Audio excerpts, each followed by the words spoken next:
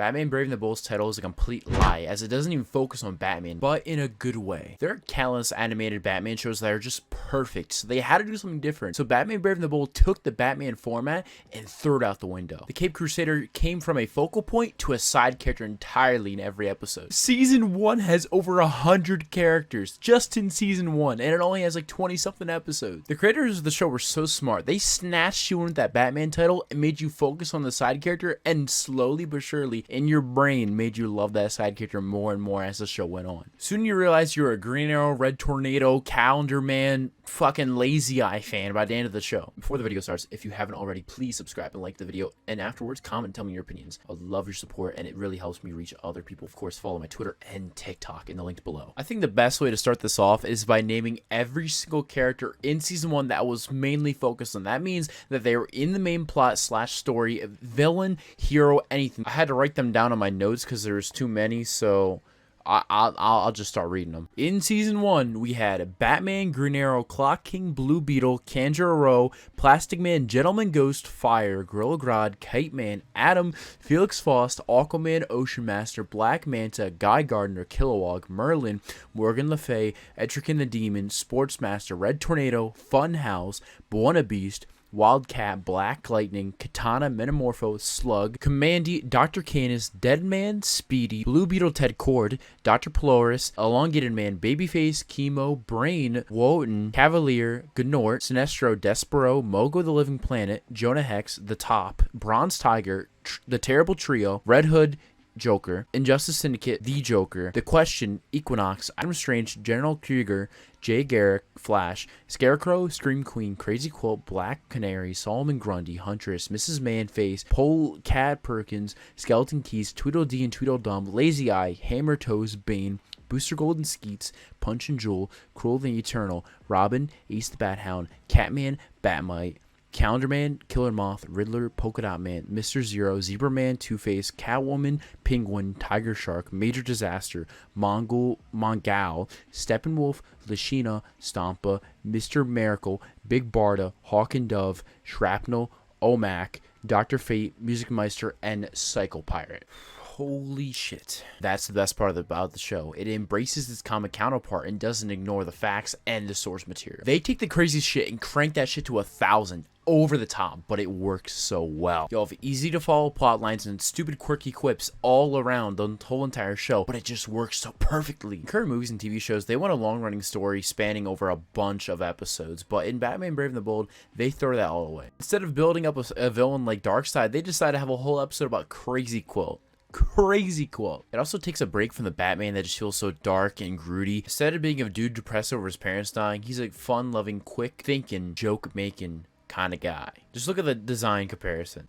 Yeah, you see? Yeah. See, this show is Monkey Batman. How are you gonna meet Monkey Batman? You can't beat Monkey Batman. And look at the color flashy costumes they have in the show. They don't give a shit about live action crap where everything has to be realistic and stuff. They don't give a damn. Dog Man guy, literal fucking Planet Man, sick lady with a sick man face, stealthy cat lady in bright purple, a fucking zebra costume, twins that look like the embodiment of a couch pillow. And you're like, this is a kid's show. The plots are probably dreadful and just unbearable. But that's where you're wrong. Episode 2, take a trip to Dinosaur Island with Plastic Man attacking Gorilla Grodd. It explores the redemption arc of Plastic Man after his previous crimes dealt with before he transformed into Plastic Man. It also shows the thought process of Gorilla Grodd and how he thinks the whole world will elevate if they all turn into monkeys. Not for evil crimes, but to further humanity. Episode 4. Take a trip with Red Tornado to save Santa Claus, save Christmas, defeat this weird toy guy man. Red Tornado goes around on Christmas time feeling lonely. The only family he has is his manufacturer, who is an evil scientist, and it shows everyone to cherish the family you have around Christmas times and other holidays. Episode 7. Deadman, Green Arrow, and Speedy help out Batman as he's buried alive by the Gentleman Ghost, having to find a way to defeat him buried alive. Deadman, feeling like a lost soul, is so dreaded on the past that he leaves his current life in shambles and has to make the decision to either live in the past or live in the present. Episode 8. Falling Blue Beetle, find out what the origins of his scarab is and how the even works. He wonders if the original Blue Beetle Ted Cord actually found him and picked him for the scarab. He finds out at the end that there's no real reason the scarab picked him, but the scarab only works for certain people, not even Ted Cord himself. Sometimes there isn't a real reason why, and faith is really just all you have to trust. Episode 17. Paired up with Booster Gold and Skeets, defeat this eternal caveman god, dude. Booster Gold, being from the future, comes back to fight crime specifically to gain popularity, since he's a loser in the future, and finds out that saving lives isn't about the fame, and focusing on the pay-per-views could put lives in danger. Or right after in episode 18, pair up with Robin finally after 18 episodes and defeat a guy who dresses as a quilt. Seeing through the perspective of Robin after he's left Batman's nest. He doesn't want to be a kid anymore and wants to be treated as his own person. Showing the power struggle, he has to show Batman that he's truly grown up and ready to take on his own fights. You get what I'm saying? They seem silly, but they're not afraid to go into deeper topics, even though it might be meant for a younger audience.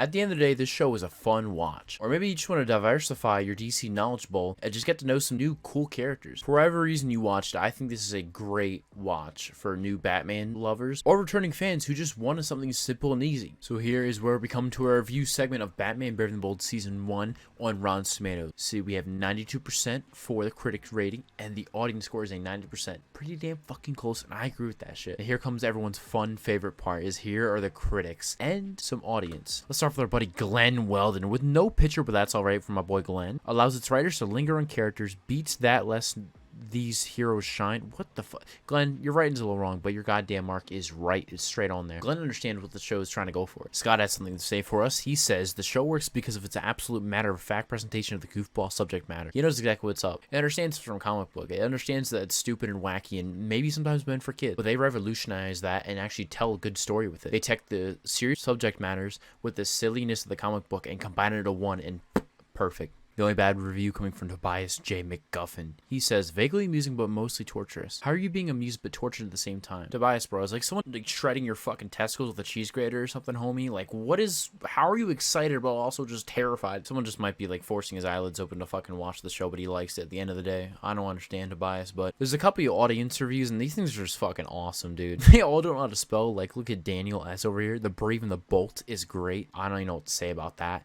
Daniel 20 over here, the awesome Batman show of all time, grammatically just fucking wrong. And of course, I want your opinions either in the comment section below, or you can tweet at me at RaceFallon or comment on my TikTok with the same username. Before you head out, please consider subscribing and liking the video. Please, please, please. And thank you to the few returning supporters. I have no clue what my next video is, so just look out for a wild card next week.